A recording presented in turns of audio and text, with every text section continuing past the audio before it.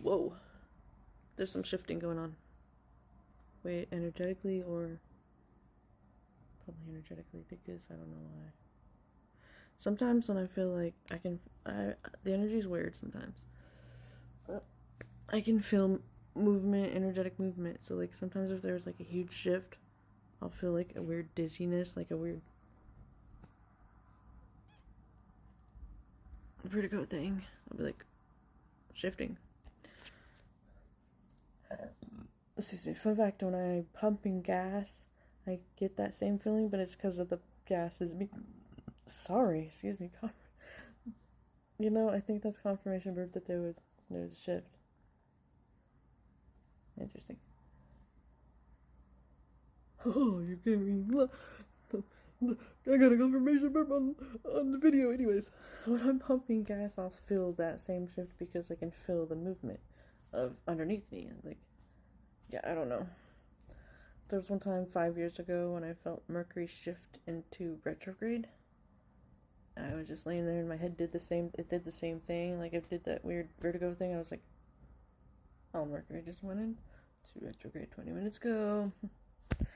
Sometimes I can feel it. I don't always feel when planets shift in and out of retrograde, but it just depends on what shift I'm feeling and I'll feel it. Thanks for the distraction.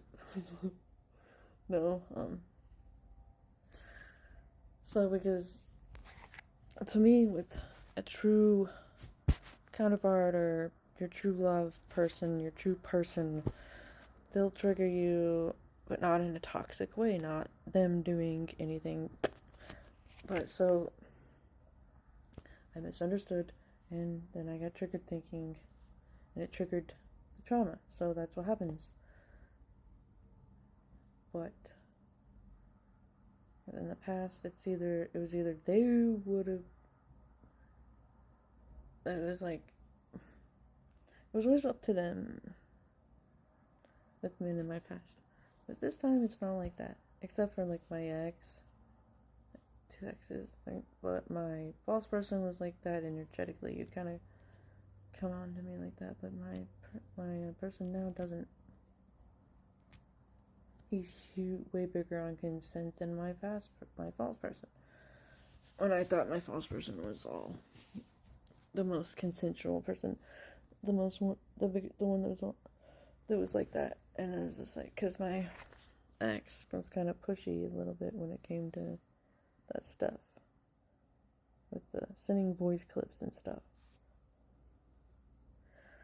But it also kind of freaked me out how open and vulnerable and intimate I was able to be with him. So sometimes it freaks me out and then I'm just like, it's scared.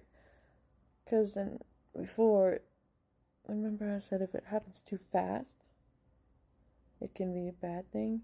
But it didn't happen too fast. We've been talking since June and we're friends till September-ish. So it's not like it was like that, you know.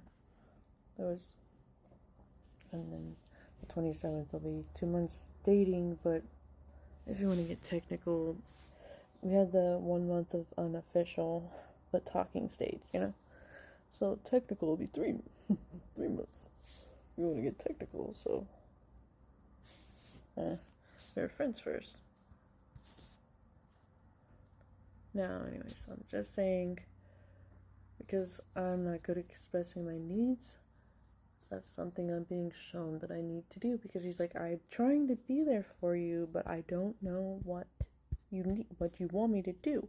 I gave you space. I don't want to, but I've given you space because I don't want to overstep your space. And then I'm like, wait, I don't want space. So I have to tell you, okay, wait.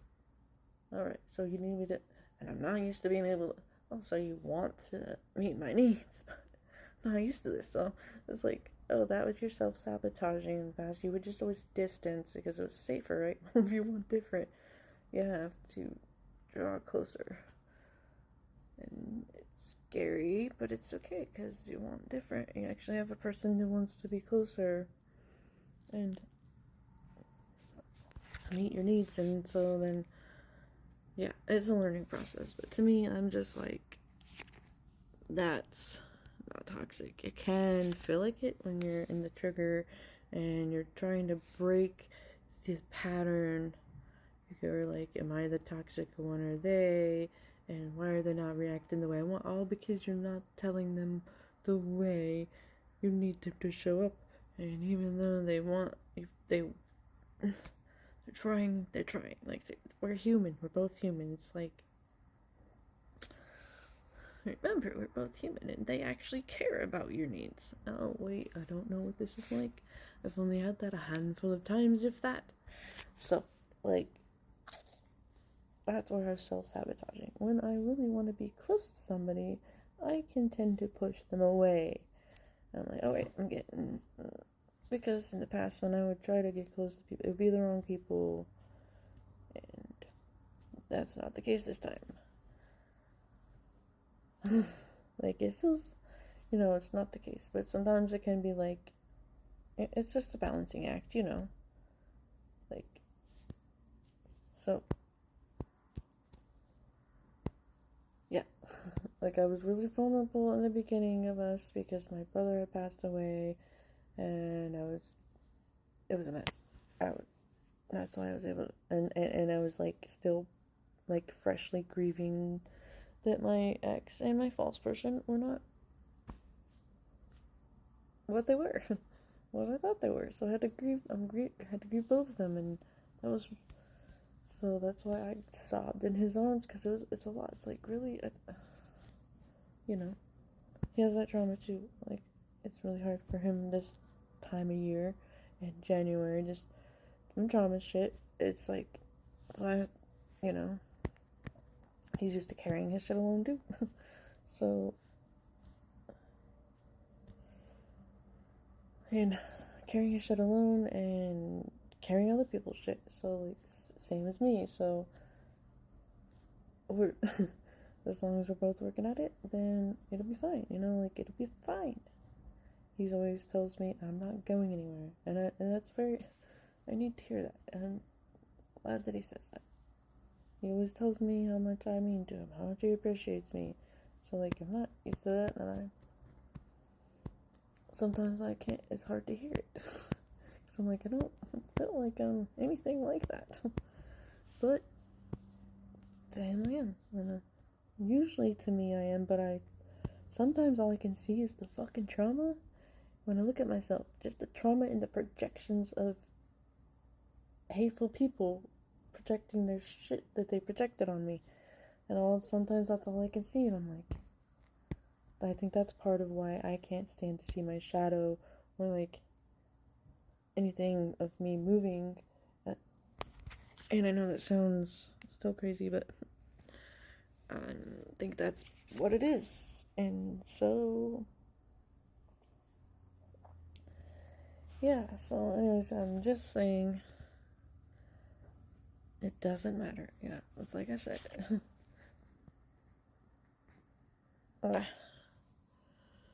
Oh, let me just say this. Like, the other day, I was like, you know what? Do give me a sign if he is my divine counterpart. And I know this is, like, my fourth time I might have thought, but this time I'm like, I don't care about the label. The label means nothing to me, like, in the past 3 times or whatever.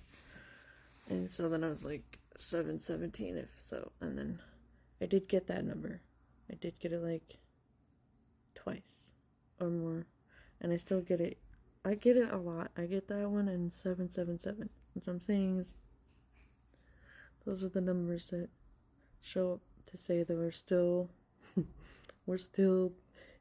each other's love, each other's person or whatever. So I think I'm gonna end these freaking videos because they're really long, and it's 7:30 and I need to check the mail and everything, whatever. But anyways, I hope y'all have a good rest of your night and everything. I'll try to keep making these because I really need to. It's very beneficial, and I love y'all. Mwah.